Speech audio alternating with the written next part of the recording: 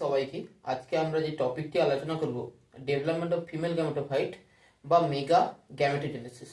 Mega gametogenesis পড়ার আগে আমরা ওভিউল বা ডিম্বক সম্পর্কে জানব। ওভিউল বা ডিম্বকটা কি জিনিস? ওভিউল বা ডিম্বক হলো কি না আনফার্টিলাইজড বা অনিষিক্ত মেগাস্পোরাঞ্জিয়ামটাকে আমরা বলবো কি ওভিউল বা ডিম্বক, যেটি কি করে না ডিম্বক থেকে বীজ গঠিত হয়, নিষেকের পরে সেটি বীজ গঠিত হয়। ডিম্বকের যদি আমরা গঠন দেখি তাহলে আমরা কি দেখতে পাবো, ডিম্বক কিছু সময় কি লক্ষ্য হয়, তার অগ্রভাগে ফাঁকা ছিদ্র মতন অংশ লক্ষ্য যায়, তাকে বলা হয় মাইক্রোপাইল। সেই মাইক্রোপাইল বা ডিম্বক রন্ধ্র বলা হয়। এবং তার অপোজিট সাইডে যেটি ডিম্বক ত্বক দ্বারা আবৃত থাকে সেই অংশটাকে বলবো চ্যালাজা বা ডিম্বক মূল।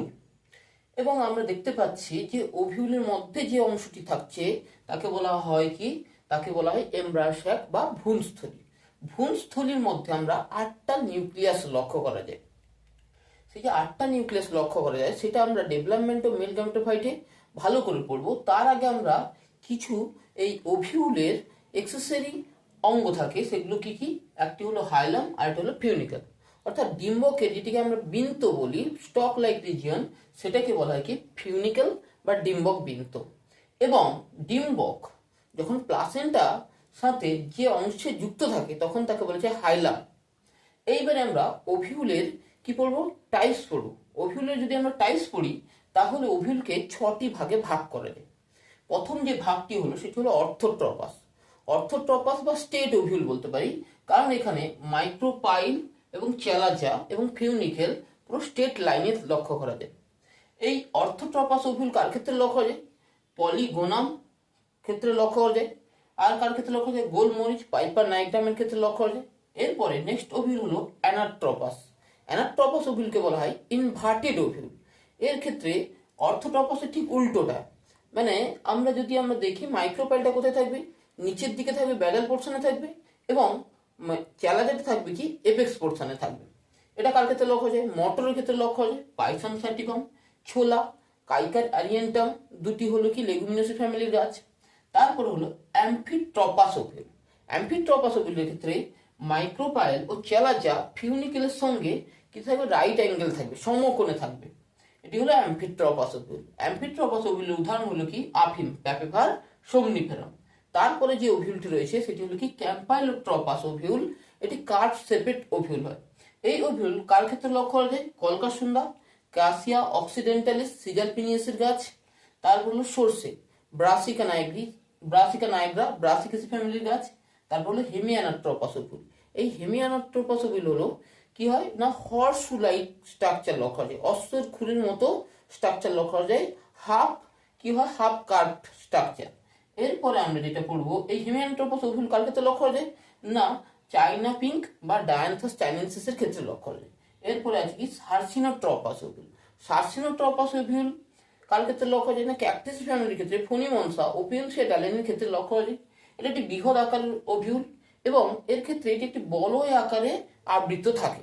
এইটি পড়লাম আমরা ওভিউল বা মেগাস্পোরাঞ্জিয়াম বা ওভিউল সম্পর্কে আমরা জানলাম। এরপরে আমরা পড়বো মেগাস্পোরাঞ্জিয়ামের মধ্যে কি থাকে, megaspore mother sell. Megaspore mother sell থেকে কি হয় না মেগাস্পোর উৎপন্ন হয়। সেই মেগাস্পোর মাদার সেল থেকে যে মেগাস্পোর উৎপন্ন হয় কি হয় না মিওসিস প্রক্রিয়ায় উৎপন্ন হয়। সেই যে মিওসিস প্রক্রিয়ায় মেগাস্পোর মাদার সেল থেকে 4টি কি উৎপন্ন হবে, মেগাস্পোর উৎপন্ন হবে মিওসিসের মাধ্যমে।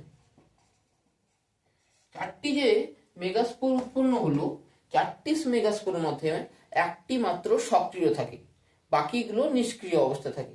এইবার আমাদের আলোচ্য বিষয় হলো ডেভেলপমেন্ট অফ ফিমেল গ্যামেটোফাইট বা স্ত্রীলিঙ্গধরের উৎপত্তি। স্ত্রীলিঙ্গধরের উৎপত্তিকে আমরা বলতে পারি মেগা গ্যামেটোজেনেসিস, অর্থাৎ মেগা গ্যামেটস বা ফিমেল গ্যামেট উৎপন্ন হবে। আমি এক্ষুনি বলছিলাম যে 4টি মেগাস্পোরের মধ্যে একটি মাত্র মেগাস্পোর কি থাকছে, এই যে বড় যে মেগাস্পোর বললাম, একটি মাত্র মেগাস্পোর সক্রিয় অবস্থায় থাকছে। একটি মাত্র মেগাস্পোর যখন এমব্রায়োসাক গঠন করতে সাহায্য করছে, তখন তাকে আমরা বলি কি, মনোস্পোরিক এমব্রায়োসাক। যখন একটি মাত্র এমব্রায়োসাক কি করে না, একটি এমব্রায়োসাক ভ্রূণস্থলী থেকে কি করছে, ভ্রূণস্থলী গঠন করতে সাহায্য করছে একটি মাত্র মেগাস্পোর, তখন তাকে বলছে মনোস্পোরিক এমব্রায়োসাক। এটা পলিগোনামের ক্ষেত্রে লক্ষ্য করা যায়। নেক্সট হলো, যদি দুটি মেগাস্পোর যদি ভ্রূণস্থলী গঠন করতে সাহায্য করছে, সেটি হলো বাইস্পোরিক, অ্যালিয়াম সেপার ক্ষেত্রে লক্ষ্য করা যায়। এবং টেট্রাস্পোরিক লক্ষ্য করা যায় অ্যাডোক্সার ক্ষেত্রে লক্ষ্য করা যায়। অর্থাৎ 4টি মেগাস্পোর ভ্রূণস্থলী গঠন করতে সাহায্য করবে। এইবারে আমরা পড়ব ডেভেলপমেন্ট অফ ফিমেল গ্যামেটোফাইটের ক্ষেত্রে একটি মেগাস্পোরের মধ্যে যে নিউক্লিয়াসটি রয়েছে সেটা হলো মেগাস্পোর মাদার নিউক্লিয়াস। মেগাস্পোর যে নিউক্লিয়াসটা রয়েছে, মেগাস্পোরের মধ্যে যে নিউক্লিয়াসটা রয়েছে মেগাস্পোর নিউক্লিয়াস, সেই মেগাস্পোর নিউক্লিয়াস প্রথম মাইটোসিস বিভাজনের মাধ্যমে দুটি নিউক্লিয়াস গঠন করবে। একটি গঠন করবে মাইক্রোপাইলার এন্ডের দিকে এবং একটি গঠন করবে চালাজাল এন্ডের দিকে। তখন এই স্টেজটাকে আমরা বলবো ডায়াড স্টেজ। এটা মাইটোসিস, প্রথমে হলো মাইটোসিস তাহলে 1। তারপরে যে স্টেজ কি হচ্ছে, দুটি নিউক্লিয়াস কি হবে, বিভাজিত হয়ে 4টি নিউক্লিয়াস গঠন করবে। 4টি নিউক্লিয়াসের মধ্যে দুটি থাকবে চালাজাল এন্ডে, দুটি থাকবে কোথায়, মাইক্রোপাইলার এন্ডে।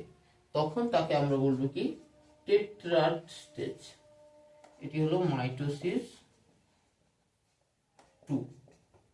তারপরে যে মাইটোসিস 3-তে আমরা দেখতে পাবো 4টি থেকে 8টি নিউক্লিয়াস গঠিত হবে।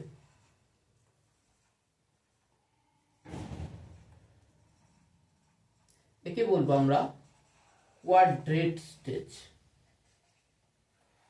এই 4টি থেকে যে 8টি নিউক্লিয়াস গঠিত হলো, 8টি নিউক্লিয়াসের মধ্যে যখন আমাদের মেগাস্পোরেঞ্জিয়াম বা ওভিউলটি থেকে যখন ভ্রূণস্থলী লক্ষ্য করা যায়, ভ্রূণস্থলীর মধ্যে আমরা দেখতে পাবো বৃহৎ আকার একটি নিউক্লিয়াস থাকে কোথায় না, মাইক্রোপাইলার দিকে।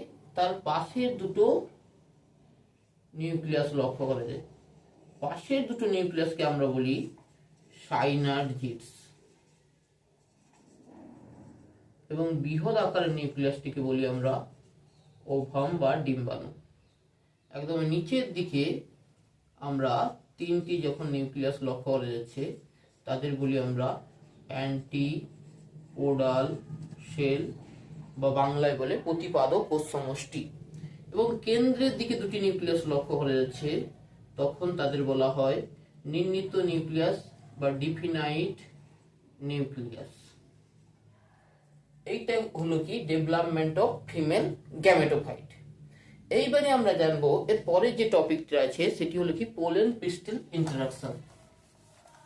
পোলেন পিস্টল ইন্টারাকশন, এই কথাটার মধ্যে তোমরা বুঝতে পারছো পোলেন বা পরাগরেণুর সাথে পিস্টল বা গর্ভকেশরের কি করে ইন্টারাকশন বা আন্তঃক্রিয়া লক্ষ্য করা যায়। যদি একই পদার্থের পোলেন এবং সক্রিয় পোলেন যদি গর্ভকেশরের ক্ষেত্রে গর্ভমুণ্ডে পতিত হয়, তখন কি হয়, পরাগযোগ ঘটে। কিন্তু যদি সক্রিয় পোলেন কি হয়, গর্ভমুণ্ডে যদি পতিত না হয়, তখন সেই যে পোলেনটাকে বলবো ইনকম্পাটেবল পোলেন, মানে পরাগ গর্ভমুণ্ডে পতিত হওয়া সত্ত্বেও কি হচ্ছে, সেখানে নিষেক ঘটবে না। তাই তো, এই যে আমরা যেটা বলছি, সেই পোলেন পিস্টল ইন্টারাকশনে একটি টার্ম আমরা পড়বো, সেটি হলো কি ইনকম্পাটেবিলিটি। ইনকম্পাটেবিলিটি বা অসাচুর্যতা বলা হয়। ইনকম্পাটেবিলিটির ক্ষেত্রে আমাদের দুভাগে ভাগ করা যায়। একটি হলো কি ইন্টার ইনকম্পাটেবিলিটি,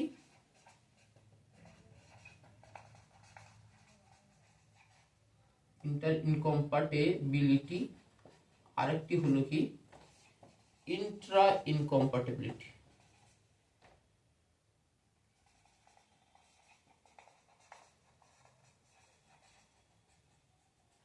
যেটি ইন্টার ইনকম্পাটেবিলিটি বা অসাচুর্যতা, সেটা কি হচ্ছে না, বিভিন্ন প্রজাতির পোলেন ভিন্ন ফুলের গর্ভমুণ্ডে পতিত হওয়া সত্ত্বেও সেখানে কি হচ্ছে না, পরাগরেণুর অঙ্কুরোদ্গম ঘটছে না, তখন তাকে বলবো